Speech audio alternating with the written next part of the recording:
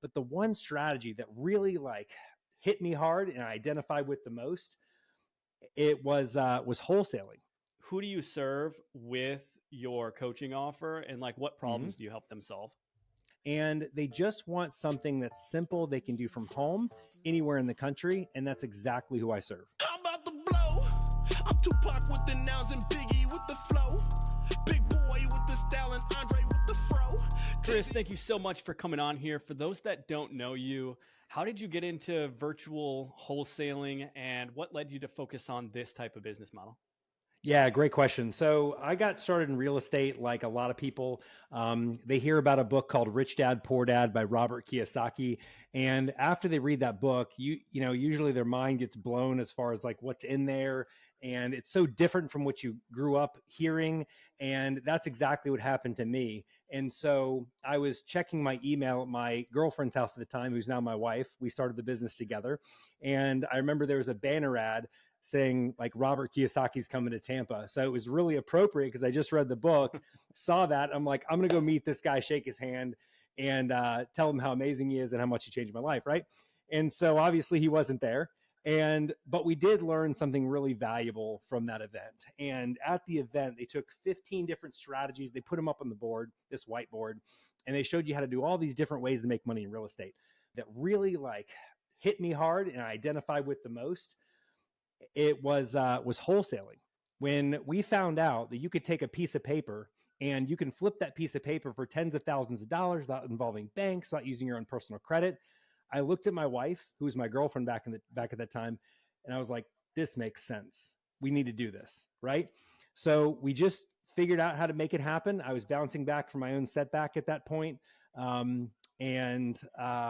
went all in, signed up for a 3-day class. From there, we hired a coach. It took us like 6 months to do our first deal. And fast forward to now, we now do this 100% virtually from our own home. We have a team that buys and sells deals for us. And we've done over 600 deals and grew our business to over 7 figures inside of 12 months. Now we're really passionate about showing others how to do it. That's huge. No, that's really huge, because I actually started dabbling in real estate. We were doing flipping, and first property was just a complete mess. And I was like, as it usually is. Yeah. I was like, there's no way I am going to continue to do this. So I actually don't do real estate anymore. But wholesaling has always kind of like been fascinating to me. Before we kind of go deeper into like what your method and everything looks like, give me a quick breakdown on like who do you serve with your coaching offer, and like what problems do you help them solve? Yeah, great question. So the people I best serve are new real estate investors who are looking for a simplified way to get into real estate and either supplement their current job or eventually break free from the job. At the end of the day, they're looking for options, right? Maybe they've tried to get started in real estate before, but they haven't had success because they're looking at 15 different ways to do it. And they just want something that's simple they can do from home anywhere in the country. And that's exactly who I serve. Love it. So like what exactly, for those that have like never heard of virtual wholesaling or anything like that, like what exactly is it and how does it differ from traditional wholesaling? Yeah, great question. So virtual wholesaling is very similar to traditional wholesaling, only you save a ton of time and it gives you more options and freedom. So I'll explain how wholesaling works and then how the virtual piece plays into it. So with traditional wholesaling, you are finding the worst house in the best neighborhood. So you're doing marketing. So you're picking up the phone, making calls, you're putting out plastic signs, door knocking, whatever. That's how traditional wholesaling works, right? You find a seller that's motivated to sell because usually behind the worst house in the best neighborhood is a property owner who's distressed, right? They're going through some type of life event where they need to sell like right now. And so you strike up an offer with that seller for $150,000, for example, because you know that you have a cash buyer, someone who's willing to buy that house from you for $170,000. So you write up a purchase agreement with the seller, simple document, right? You write up another document with the buyer called an assignment, which allows you to sell your agreement that you have with that seller to that buyer, and you keep the gap in the middle, the difference between $150,000 and $170,000. And You did nothing to the property, you didn't have to swing a hammer, nothing like that. And you walk away with $20,000 on the day of closing, which typically takes 2 to 4 weeks. Which is huge because like virtual wholesaling, you're essentially just kind of looking online for different properties where if you're doing it not like the traditional route, you literally have to like go around and find these properties. You can find some online, but I know one of the things you say is like the best places to find property isn't actually in your hometown where you're living, because there's so much more abundance of properties that are throughout the entire United States. 100%. And the virtual piece plays onto that exactly as you were saying. So that whole step-by-step process that I share with you, you can do that from home anywhere in the country. You don't have to drive to properties to meet sellers. You don't have to shake hands with buyers, go to networking events and things like that, door knock, all the things that slowed me up in the very beginning. You can just simply focus on getting a list of motivated homeowners, right? And this list is people who are for example, we get a tired landlord list from a service called Batch Leads. And basically it's a list of property owners who are tired of tenants and toilets. They've owned properties for like 15 years and they just want out. They're just ready to get rid of these properties, right? So what we do is we literally take that list of properties and we get phone numbers for it inside of Batch Leads. We upload it into what's called a dialer, which allows you to dial multiple phone numbers at once. And we just hit the phone, smile and dial. Contacts lead to contracts. Real estate's a contact sport. The more no's you get out of the way, gets you closer to a yes. And that's exactly how we reach out to these homeowners and we find these amazing deals. Yeah, I think one of the like most common objections that a lot of people have, or one of the most common fears that they have, is picking up the phone.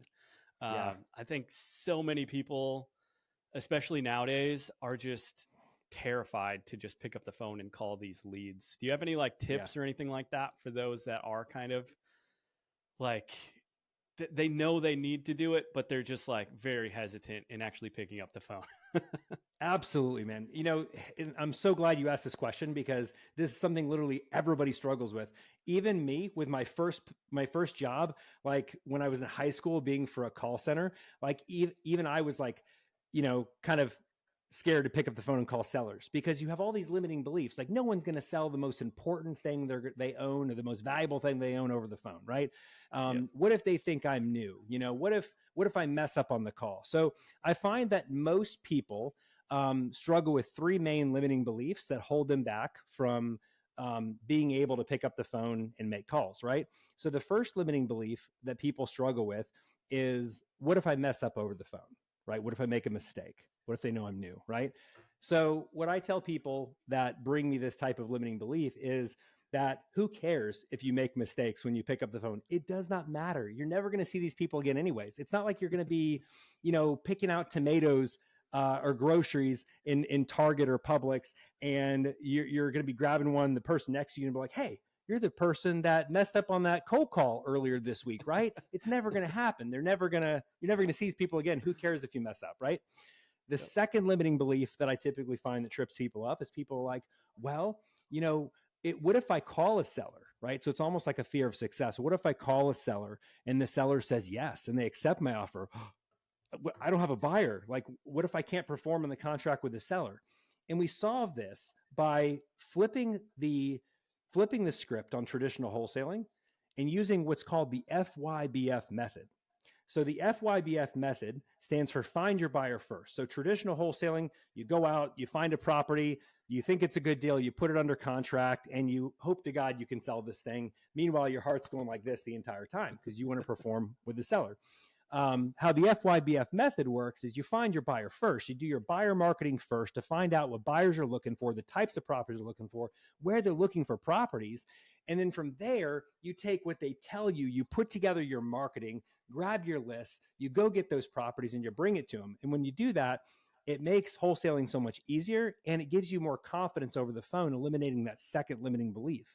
Now, the third limiting belief that I find that a lot of people have when it comes to picking up the phone and making calls is they really struggle with knowing what to do next, right? So like, okay, so I got my seller to say yes, I got my buyer, cool. Like what happens next? And that can be overcome with the right mentoring, the right coaching, which is why I do what I do. I had a lot of those gaps in the very beginning with what comes next, because the mentor I had wasn't really that great, but he gave me the foundation to be where I am today. And I just had a lot of those questions and I couldn't get those questions answered. So having the right instruction, that really helps eliminate that. And if you can focus on those three solutions, then picking up the phone becomes so much easier and even, dare I say it, more fun. Love it. Yeah, I like that you brought up, because one of the biggest objections I know people have in this industry is them being able to find the buyer for the actual property, and then the lease or the contract expiring and them not finding it within the 30 days or whatever time frame that they set for it. For those, like, how do you find the actual buyers before? Like, what type of marketing and everything do you do? Yeah. So we have a really simple way to do this and to get buyers for deals. So what I recommend everybody who's first getting started, so if you're listening to this and maybe you're in one of two buckets, you're saying, I'm struggling to get my first deal, or you are struggling to do more deals consistently, buyers can be the solve for both of those situations, right? So the first thing I recommend is, once you identify a territory that you're looking to start in, you want to go ahead and join all the local Facebook groups that are real estate investment related in that county, right? So let's say you decide Hillsborough County, which is in Tampa, Florida, right? Let's say you say that's where I'm going to start, right? You want to join all the real estate investment groups on Facebook, because how you need to start thinking as a wholesaler is, where are my buyers at? Where are they gathering, right? And so where buyers are gathering is in real estate investment Facebook groups, and they are there expecting to get deals, and they're wanting deals. They're in that group because they want what you have to offer. So that's by far the easiest way to do it. Just join all those groups and then start adding people as friends who are commenting on other wholesalers' posts saying they're buyers, right? So that's a great way to do it. Open up a conversation, even in DMs, saying, hey, saw you commented on that property. Was that a one-off purchase for you? You're looking to buy more, right? Get their email, their phone number, add them to your list, right? And that way you can start growing that buyer's list. And the second way is through a software that we recommend called Investor Base. It's amazing, and it can give you access to 10 million cash buyers right away. Oh, wow. That's huge. Yeah. That's massive. Yeah. Yep. I like that you said Hillsborough, because I'm actually, I think, like 30 minutes away from Tampa, from where I live. Nice. Nice. And the market is huge there. Like, with the hurricanes and everything, like, people are unfortunately just having to just sell the land because they aren't getting the insurance money to rebuild. So if there are any people that look into wholesale, I definitely recommend looking Tampa, St. Pete, Clearwater, Hudson, Florida, like all of those places that unfortunately did get damaged during the hurricane, just because like there's a lot of people looking to sell. Yeah, 100%. So many people we could help. Like a lot of times people look at wholesaling like, oh, you're just lowballing people, right? But no, totally not the case. Like, the sellers that we help are sellers that have no other option. Like, a lot of times these properties can't be listed with a traditional realtor simply because of the condition they're in. They're not safe to go in. But as a wholesaler, like, we create that opportunity for speed and convenience for these homeowners. So you can be in a position to not only, help somebody, but also make a great income in the process. Yep. And I mean, if you think about it, like real estate commissions and stuff like that, 6% on a 250, in Tampa, it's more like 500 to $1 million house. Like, they're going to be spending a lot more on, like, in most cases, on the real estate agent and the closing and all of that versus just finding somebody to buy cash. Exactly. 100%. So, like, what are some of the biggest mistakes that you see new wholesalers make when trying to go either virtual route or even the traditional route as well? Yeah.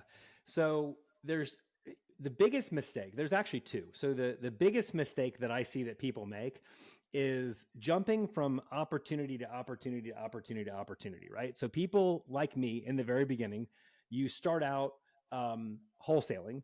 And when it gets a little bit hard and you start facing some obstacles, naturally you start looking for ways to relieve that pain, right?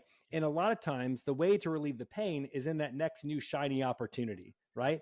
If the way that you're getting leads is not working as fast as in your mind you think it should be working, right? You're looking for that next easiest way, or heck, maybe even that next easier opportunity.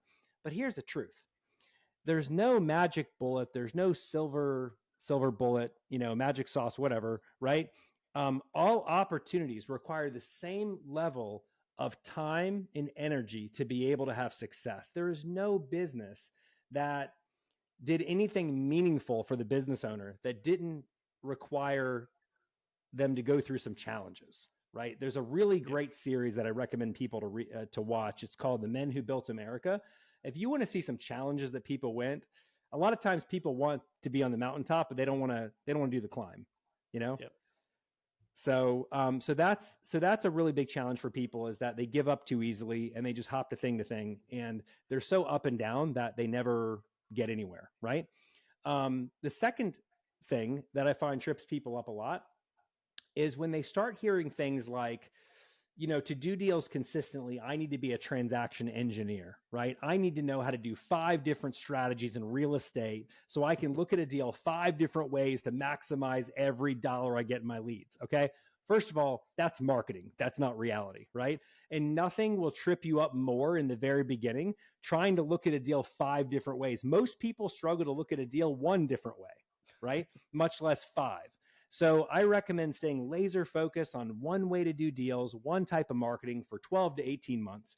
And then once you start doing deals consistently, from there, you can start layering different marketing channels on, only if you're not involved physically in those channels and you have someone doing it for you.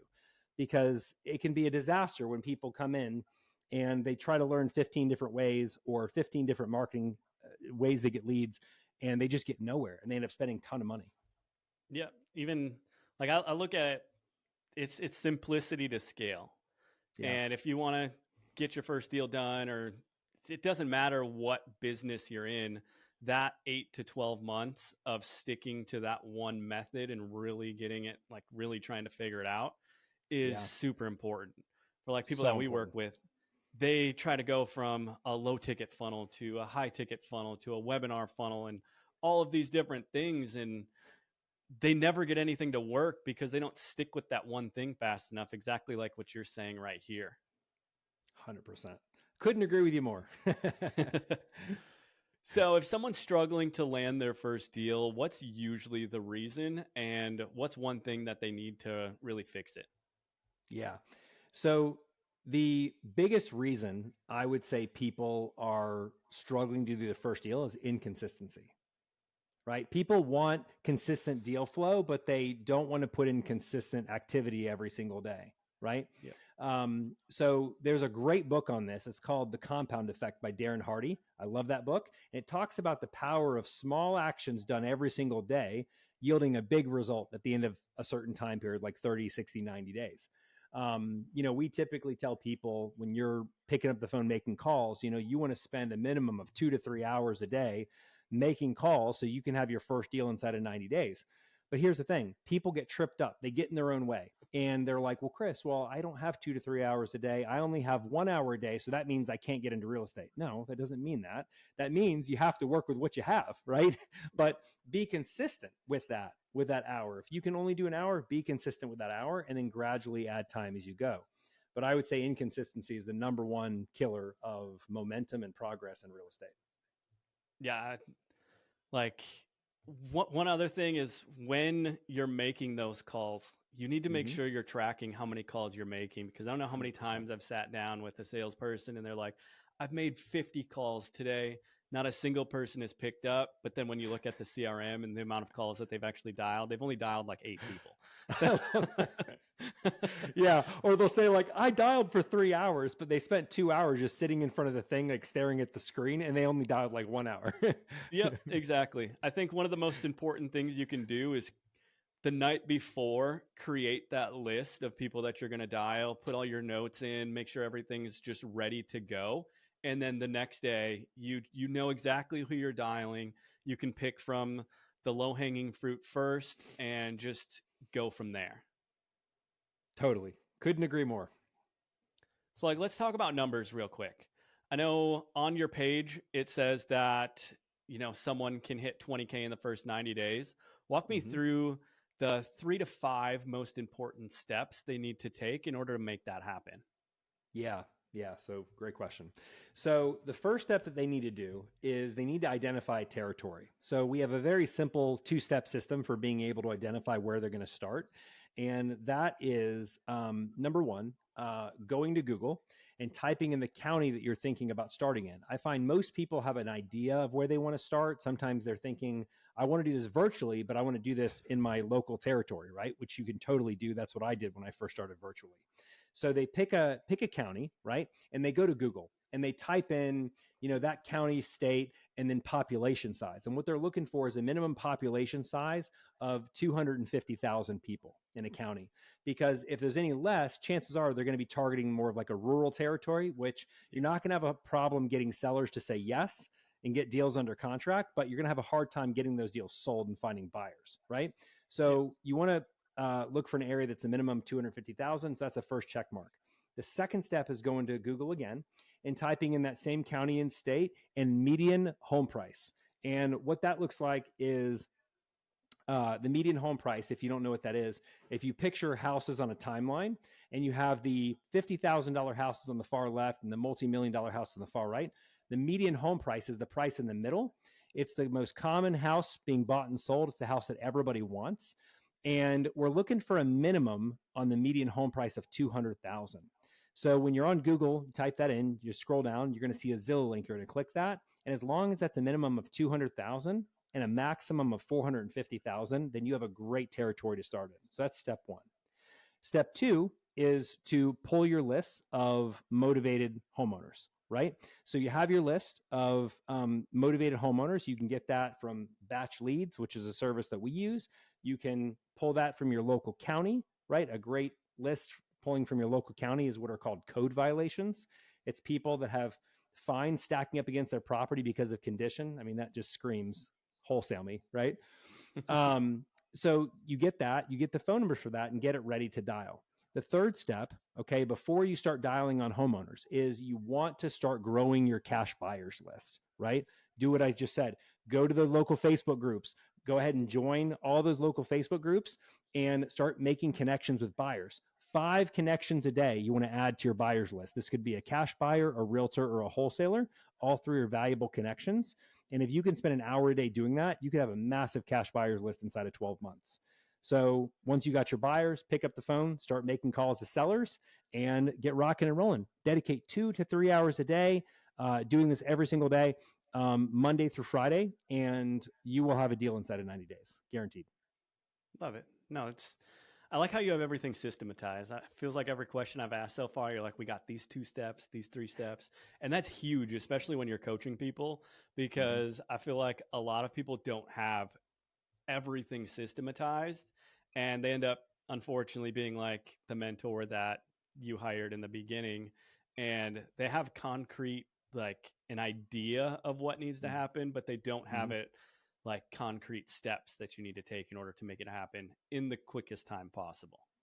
Absolutely. No, I appreciate you saying that because that's something I've really worked hard on to really get this thing like systematized to where it's simple, right? Because if I can explain it to somebody very simply, then that means then they are going to be able to get results from that following those steps.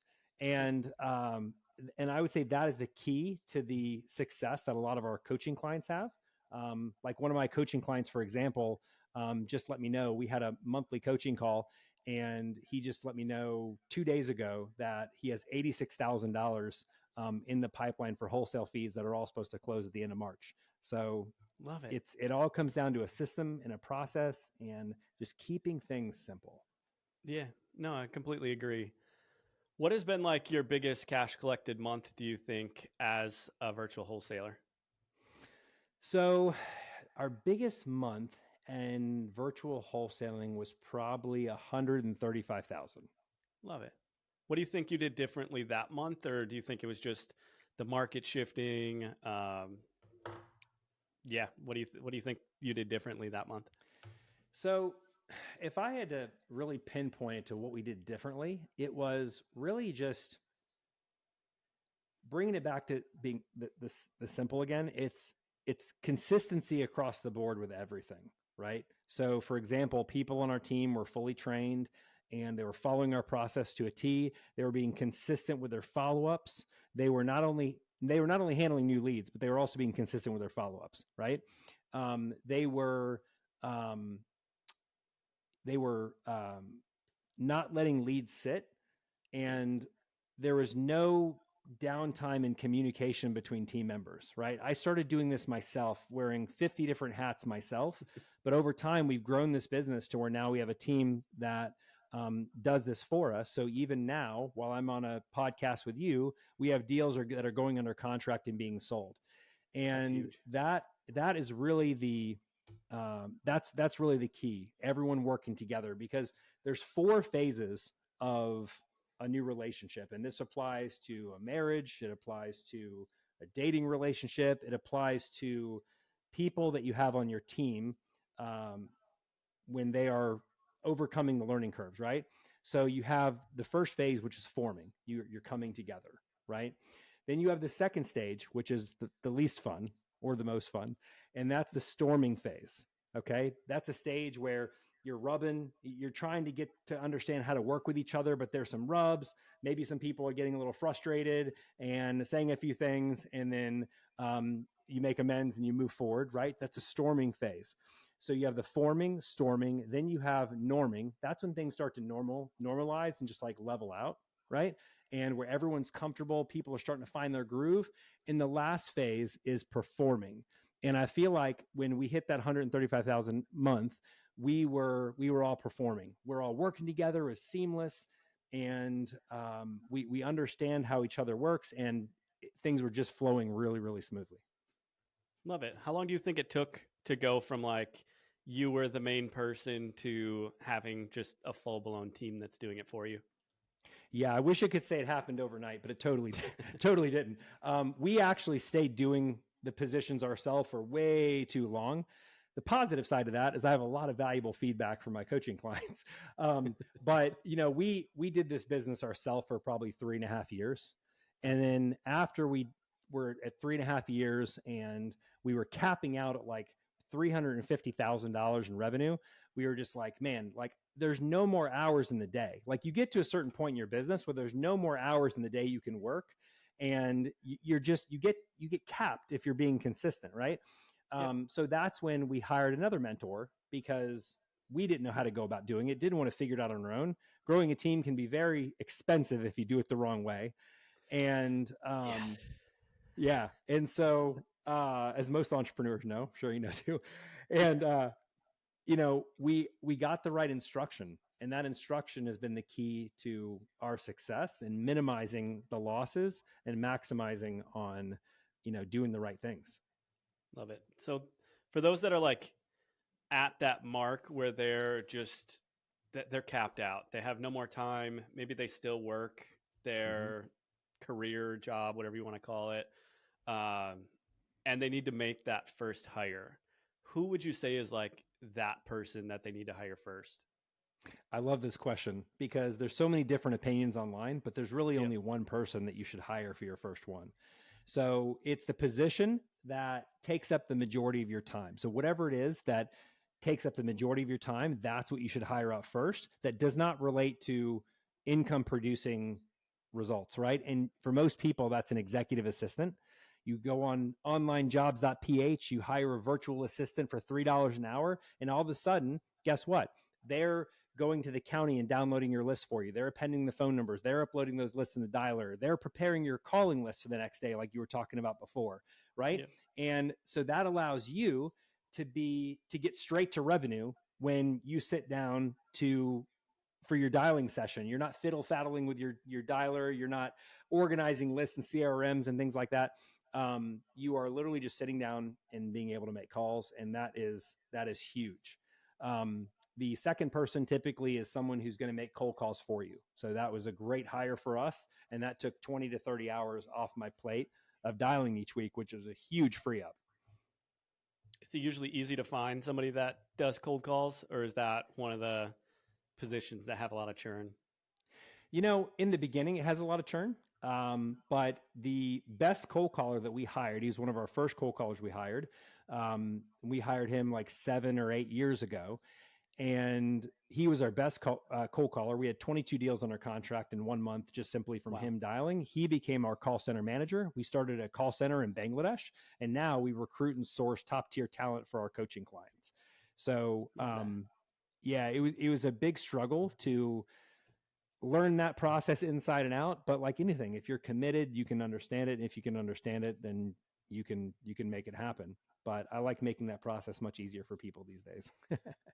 No, that's massive, especially like being able to source people for your coaching clients. There's not a lot of people that like go above and beyond like that. So that's huge. Yeah. Are there any specific like red flags that tell you a market isn't worth your time? Yeah. So if a market has a median home price of over 450,000, then that is a market we like to avoid, because you're going to spend the same amount of time, maybe even more time, trying to get deals in that market as you would in a market that has a median home price of like 200,000, 250,000. And you're going to get like a quarter of the results there. So markets like this is like New York, California, they're called primary markets. So the markets that are just insanely competitive, those markets are markets you typically want to avoid when you're first getting started. And then on the polar opposite of that, the rural territories like Montana, like what goes on in Montana, there's like cow farms, right? I actually have someone in my coaching program that lives in Montana, and she was struggling because she got instruction and had a wholesale, but they never told her that your local territory is a big part of your success. And so that's why she came to me frustrated. And she was like, I need to figure out how to do this in another state.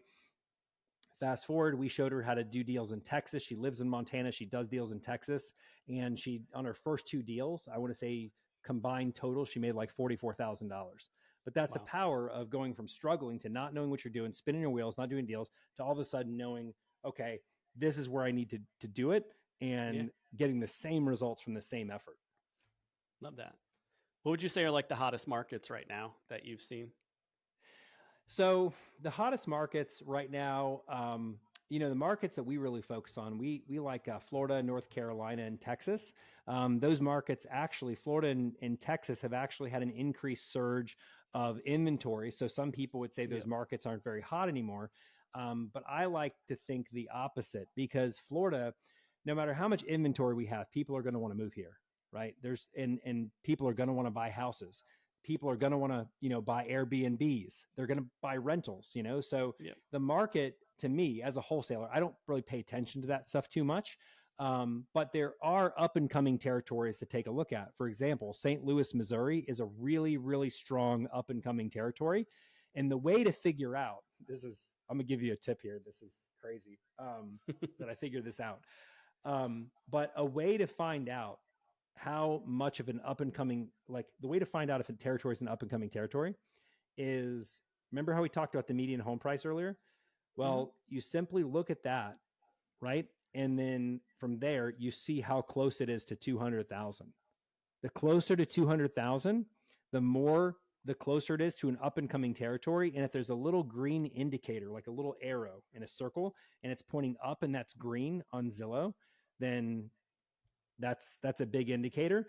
And I think there's even a place you can go online to see, like you can download from Zillow a spreadsheet for the median home price for every state across the country. And all you have to do is look at the ones that have positive growth and median home price at 200,000 or more, that are closer to 200,000. And those are the ones that really, it's going to be super easy to get deals in those areas. Love it. So if it's like, let's say 400,000 or 500,000 as the median home price, you probably want to stay away from that? Or is that something that you'd probably be able to get to work as well? Yeah. So when it gets closer, the closer it gets to 450,000, the more we start to back off. So we'll start in an area. That's around 200,000, 250. And then once we see, and this happens like clockwork, we'll see it get closer to 450,000. And when it starts creeping up there, the lead volume slows down, the quality of leads they get less and less because people are just unrealistic. They know they're in a hot market. And so they're going to be asking a price that's not necessarily making sense. And then on top of that, what we're going to see is we're going to spend more money to get the same deals we were getting before. So we may go from spending $2,500 to get a deal to spending $5,000 to get a deal, right? And so from there, the great part about being virtual is you're not held captive by that. You can say, okay, I like spending $2,500 to get a deal. I don't want to spend $5,000 to get a deal. And so you can just slow down the marketing in the territory that you're in, and then bam, add on another territory, and you're rocking and rolling. Do the same thing, copy and paste the same thing that's working in one state, put it in the other, and you're off to the races again.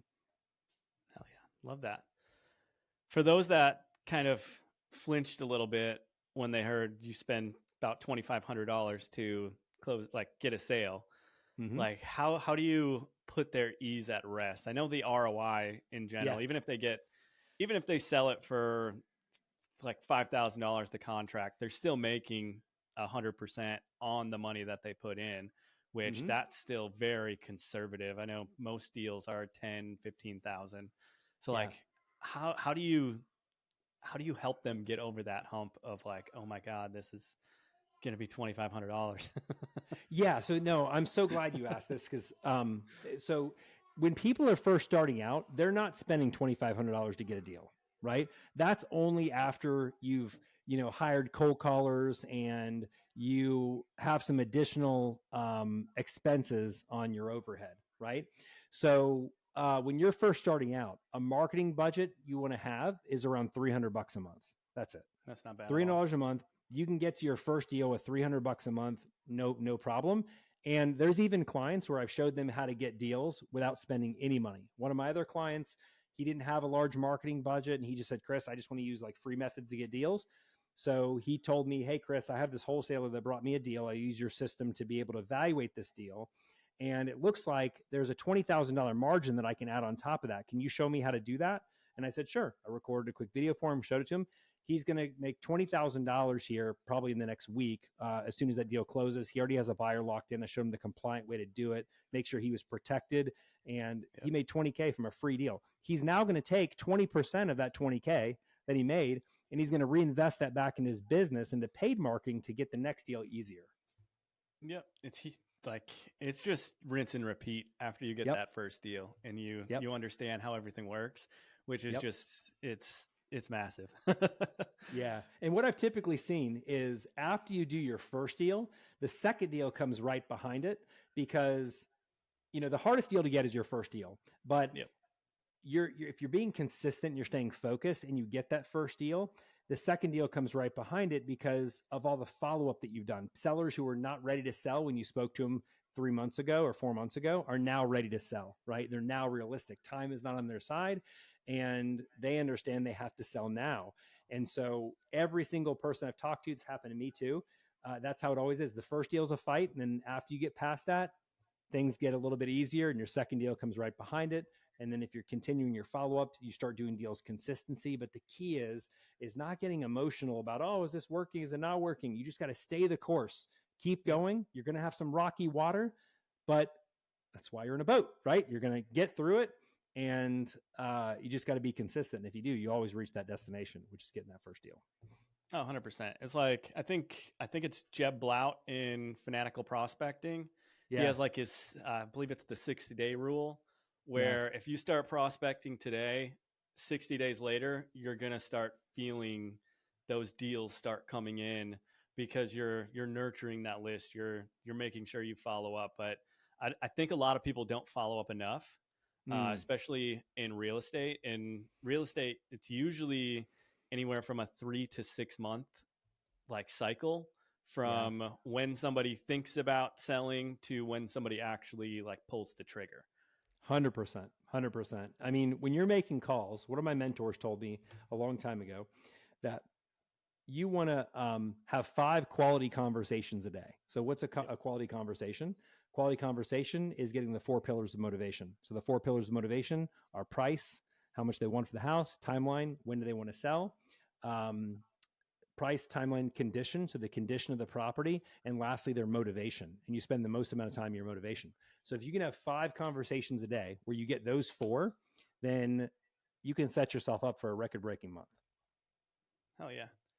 Do you only focus on like strictly real estate, or have you ever like virtual wholesale any businesses or anything like that? No, I haven't. That's been a very popular trend I've noticed over the last several years. Like it's starting to get more popular, and I've never done that. And the reason for it is because wholesaling real estate is simple, right? It's cookie cutter. It's the same thing every single time. It's kind of like wholesaling businesses is kind of like wholesaling commercial property, right? Like large multifamily properties.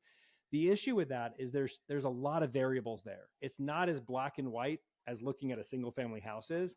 There's, cash flow projections, pro formas, there's net operating income, there's added value, there's, OPEX, there's CAPEX, there's all these crazy things, right? And it just makes it difficult for you to be able to do that if like you're brand new. And that's why I like real estate.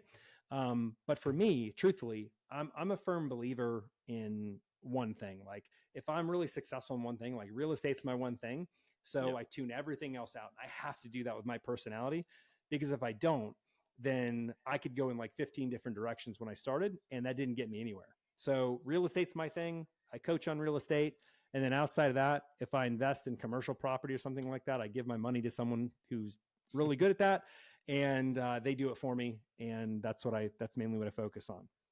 Which is huge. It's just staying in your own lane, and it's finding the right people that you can plug into what you're doing in order to get you to where you want to go, while making sure that they're getting to where they want to go as well. Yeah, it's like if you look at Ford, Henry Ford, when he started out with cars, and he stuck with cars, right? And it's like you look at Rockefeller, what is he known for? Oil. Like all these guys, like while they did eventually branch off into like multiple things, they didn't do it all at once. Like even Elon Musk, right? He's big in the news right now. Elon Musk, started out with Tesla cars. That was I think that was his first, it was PayPal first, and then he went off and did his own thing in Tesla cars. But that's what he's really known for. He does these other things, but he started out with that, and that's what he focused on. He didn't do the other things until he had a team and experts and all that stuff down the road, until he's wildly successful in the cars. So that's really what I try to stick to. Love it. So Chris, you built a system that actually works. Like what's next for you in your business? Yeah, great question. So we right now are pretty much keeping our virtual wholesaling business at the same level it's at right now. We really enjoy the lifestyle and the income we get from that. And then from there, it's raising up the next generation of six-figure earners. So I'm really passionate about showing new real estate investors how to go from where they are right now and get their first deal inside of 90 days, even if they have a full-time job and zero experience. And the best way for people to learn how to do that is really to go to my profile on Facebook. My handle is Chris Logan REI, and there's a link in my bio that says join my free group. Click that, and you can learn more about it there. But really, I'm focused on getting my coaching clients results, and then growing my team here so I can serve my clients in a better way. Love it. Yeah, that was actually the next question I was going to ask, is if someone's listening and wants to get started today, where's the best place to find you? And you just answered that. So that's perfect. Yeah. If they want to, so if someone says, listen, Chris, I like what you got going on, and I want to get started like right now, you can go to virtualwholesalingmadesimple.com and you can apply. We'll review the application, see if we're a good fit. And if we are, then we can connect to see if we'd be a good fit to work together. But if you're not at that stage yet, joining the Facebook group is a great way to understand what virtual wholesaling is, learn more about it, and see what we got going on. Perfect. Now I just got some rapid fire questions. Sure. What's the biggest mistake that you made early on in wholesaling?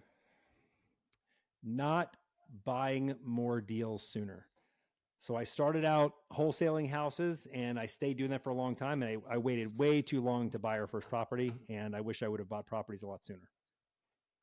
No, I think a lot of us, whether it's real estate or just business in general, I think we all wish we would have started sooner and went all in a lot sooner. 100%. And then your favorite marketing channel for getting deals? Cold calling. Cold calling? Mm-hmm. One book every real estate investor should read. The One Thing by Gary Keller. Love it. I have that book right there. I think another good one that I read back in the day was The Millionaire Real Estate Agent and then The Millionaire Real Estate Investor.